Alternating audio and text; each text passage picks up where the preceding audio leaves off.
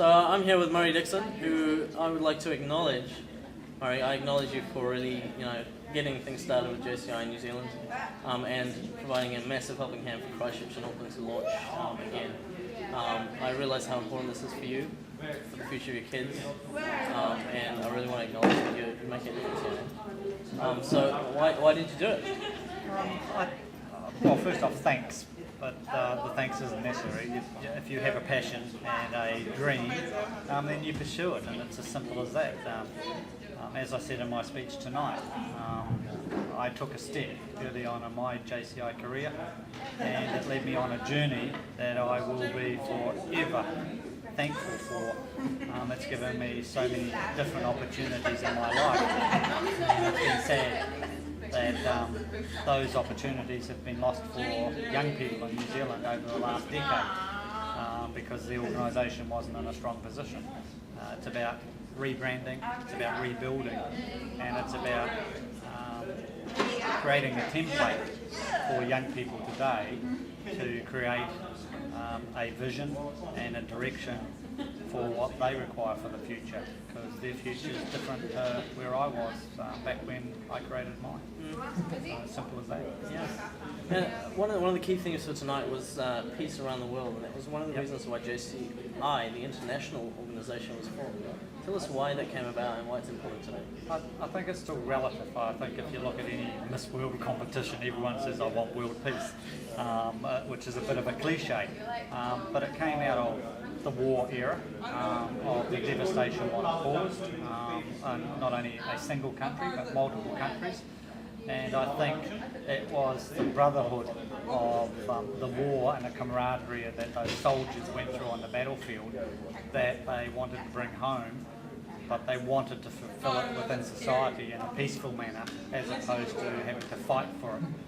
It's about creating a direction, a philosophy, so a war doesn't happen again, more so than having to fight in the trenches and to put another generation through what they went through. They've never ever wanted that to happen again to their children, their grandchildren, and their children's grandchildren. So the JCI movement, if you like, came about because of the international connections of people wanting to make a difference in society, acting locally, thinking globally, and then what we have today is what's come out of that. And we're coming up 100 years old of when it was first started, when Henry Giesenbeer first came up with, he wanted, in his hope, in the sometime of tomorrow there will be everlasting peace.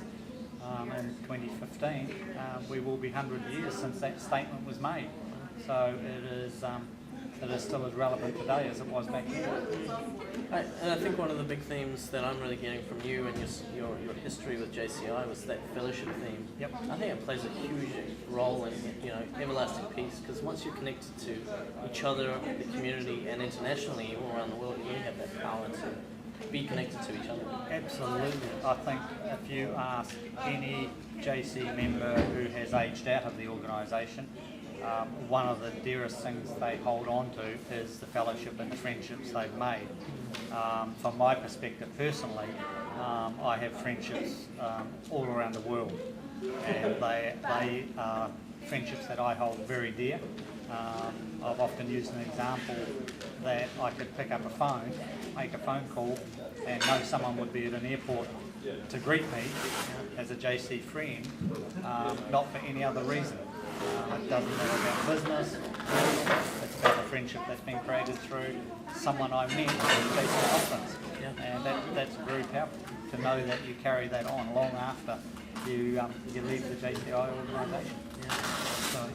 So one final question. The whole purpose of tonight was to launch Christchurch's chapter again, and get the community really started again here. So for any potential new members out there, what should they be thinking about the new chapter? What would you say they could start with an idea of? I think the important thing is what we've come together for today was about creating an organisation built by young people for young people, and their ideas, their direction, their future is what they will create. It's not about imparting ideas at the old JC or what it was about, because it was different in my era. It was different in other senators' eras. It's different for everyone.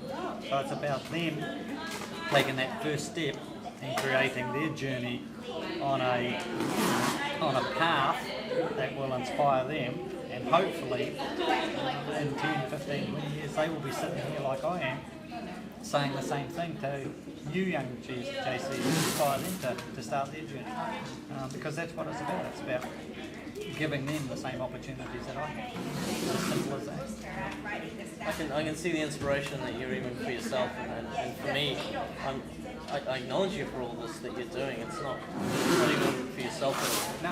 You know, you're just doing it for the betterment of like what we're here for us. And I think that's one of the benefits of JCI. We don't come into this for our own personal benefit.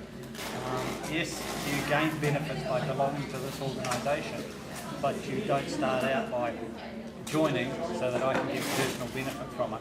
That is for the greater good of all, and it's about creating an environment in your community to make that community better and make people better. It's as simple as that. So it's about having a passion for making a difference in society. Whatever you do, and that you're going to gain from it, whether that's individual or by seeing people like you and the rest of the Christchurch team grow and what they're doing. So yeah, I'm absolutely stoked to be involved in the launch of the chapter in New Zealand. So thank you for taking a stand for us and getting us started again. And you know, this is a senator and the gentleman for JCI, man who's making a lot of difference. So thank you very much. Appreciate your time. Thanks, Justin.